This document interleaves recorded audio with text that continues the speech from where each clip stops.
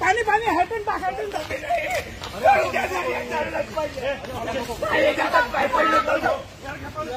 23-24ची नोंद माझ्या सातबाऱ्यामध्ये घेतली नाही. मी ऑनलाईन केलेला आहे.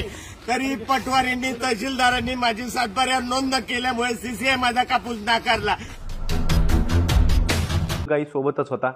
सीसीआयच्या केंद्रावर वाहन लाव तर पीक पेऱ्यावर नोंदणीच नाही केलेली. बघा तुमचा कापूस काय आम्हाला घेता येणार नाही.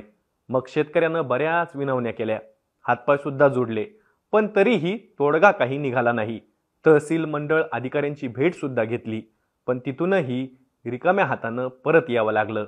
निराशाच पदरात पडली म्हणा. शेतकरी माझ्या लहानच्या मुलाला घेऊन इथे आहो, परंतु हे मला शिवीगाळ करण्या व्यतिरिक्त कोणताही रिस्पेक्ट देत नाही. सर पाणी पाणी हटून टाकायचं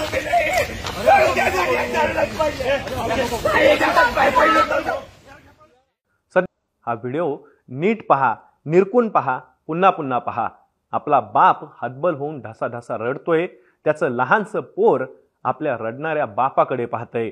त्याच्या निरागस मनावर काय बिंबवलं जात असेल.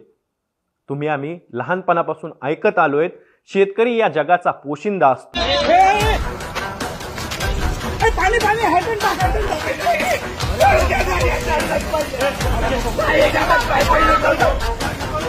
23-24ची नोंद माझ्या सातबाऱ्यामध्ये घेतली नाही. मी ऑनलाईन केलेला आहे.